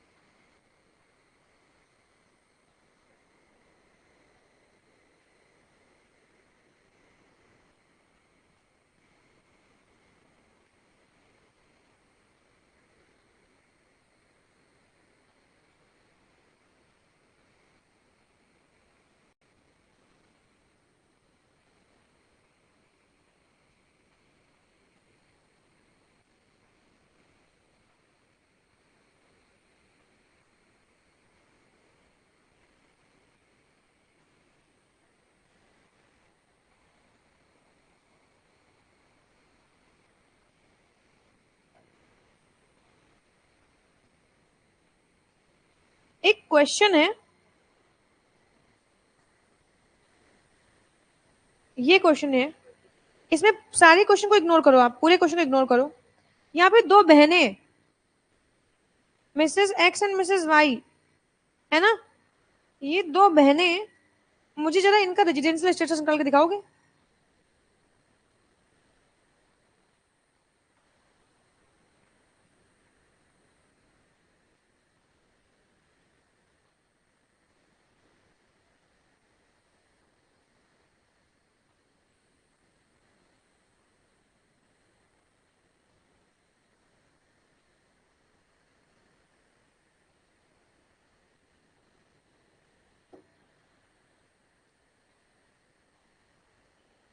एक्स क्या होएगी और वाई क्या होएगी? रेजिडेंट। लेकिन आर ओ आर नहीं होएगी, है ना। मैंने मुक्का मार देना तुम लोगों को, आर ओ आर होएगी ना, क्योंकि वो तो इंडिया में ही सेटल्ड है ना। तो फिर ऑफ कोर्स कोई भी 2 साल 3 साल ही रह जाओगे तब भी तो आप आर ओ आर बन जाओगे ना। तो ये तो मिसेस वाई जो होंगी वो क्या होंगी, और मिसेस एक्स क्या होंगी? अभी काम करना पड़ेगा इस पे, अभी इस पे काम करना पड़ेगा, क्योंकि तुम लोग कांड कर सकते हो यार, कोई भरोसा नहीं तुम लोगों का। चलो, कोई भरोसा नहीं तुम लोगों को बेटा। एक क्वेश्चन और करो। क्या कुछ कहा गया? हाँ, कुछ कह सकते हो तुम लोग भला? नहीं कह सकते हो, तुम्हारे पास आर्टिकल 19 है, आर्टिकल 21 है, फंडामेंटल राइट्स है तुम्हारे पास, है ना। Freedom of speech and expression, है ना। Right to life, liberty and all and all and all. चलो कॉन्सेप्ट पे आओ। चलो, ये क्वेश्चन है यार। ये कौन पूछ रहा है, ये क्या है? अरे यार ये क्वेश्चन है, ये ईयर है 1 2 3 4 इतने, है ना। और ये मतलब ये सिचुएशन है, situation 1, situation 2, situation 3, situation 4, situation 5 6 7 8 9 10, और ये ईयर्स है। और मिस्टर एक्स, है ना। आप पटाख निकाल के दिखाओ, 23 24 में क्या है, 24 25 में। ऐसे देखना, ऐसे मत देखने लगना यार, समझ रहे हो। कोई भरोसा नहीं तुम लोगों का, एग्जाम में क्वेश्चन आए तो क्वेश्चन ही समझ में ना आए। पहले में आर होगा, आर ओ आर होएगा।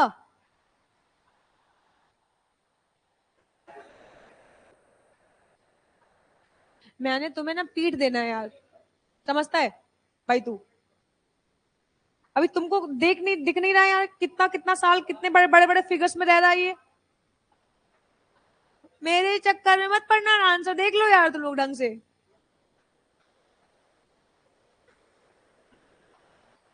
अल्ले मिले लाल मिले गुल्लू पुल्लू, आओ देखिए जरा। पहले में यहाँ पे 60 डेज वाली कंडीशन कंप्लाई हो गई। 1 2 3 4 कितने साल हुए? 365 हो गए। रेजिडेंट बन गया। अच्छा, अब यहाँ पे देखो, पहला साल यहाँ पे फिर रेजिडेंट बना।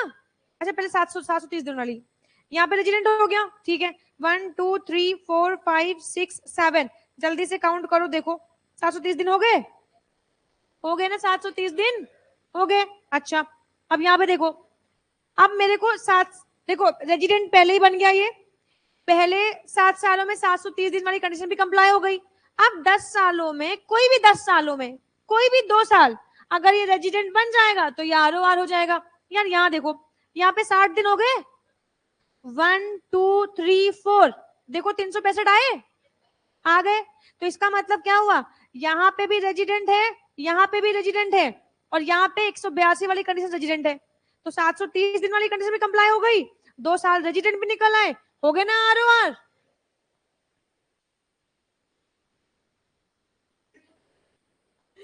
चलो अभी सेकंड कंडीशन करके दिखाओ, कैलकुलेट कर लो।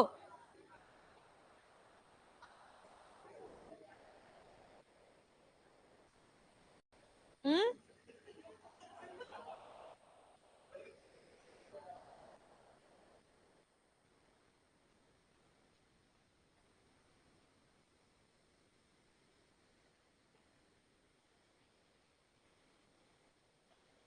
देखो देखो, पिटने वाला तुम लोग काम मत करो यार बेटा, सुन लो ध्यान से।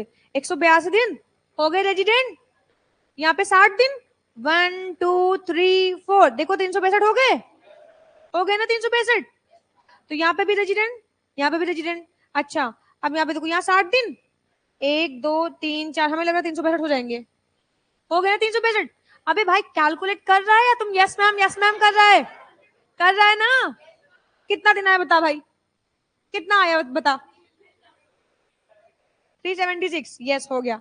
तो 2 साल में रेजिडेंट, 10 सालों में 2 साल रेजिडेंट मांगता है, एंड 7 सालों में 730 दिन मांगता है। देखो बड़ा बड़ा फिगर है, तो इसका मतलब 730 दिन हो जाएगा, समझता है, सब समझता है। तुम लोग स्मार्ट हो गया मेरे साथ रहते रहते। 60 दिन, 1 2 3 4, हो गया 362, हो गया रेजिडेंट। अच्छा, यहाँ पे भी रेजिडेंट हो गया, यहाँ पे 60 दिन, 1 2 3 4, हो गए 362, हो गया ना यार, पानी का दाम का दाम। यहाँ पे 60 दिन, 1 2 3 4, हो गए 362। अच्छा, यहाँ पे 60 दिन, 1 2 3 4, हो गए 362। यहाँ पे 182 वाली कंडीशन कंप्लाई हो गई, यहाँ पे भी रेजिडेंट, यहाँ पे भी रेजिडेंट, यहाँ पे भी रेजिडेंट, यहाँ पे भी रेजिडेंट, है ना, ROR हो गए, रेजिडेंट हो जाएगा 182 वाली से। यहाँ पे 60 दिन, 1 2 3 4, हो गए 362। 60 दिन, 1 2 3 4, हो गए 362। यहाँ पे हो गए ना यार, समझता है।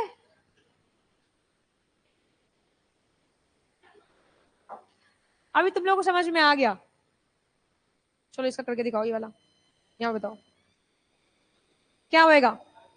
हाँ, यहाँ पे 60 दिन, 1 2 3 4, 365 हुए, क्या हुआ R, 1 2 3 4 5 6 7, देखो 730 दिन हुए, गिल ले भैया, क्या नहीं हुए,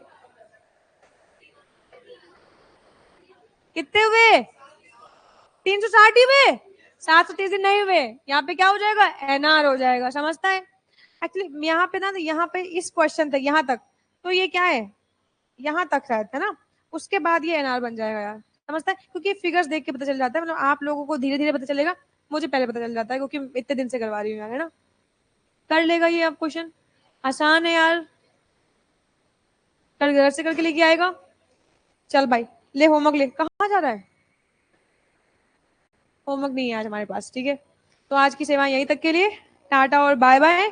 हम लोग मिलेंगे कल फिर इतने ही जोश के साथ, है ना, बवाल मचाने के लिए यार।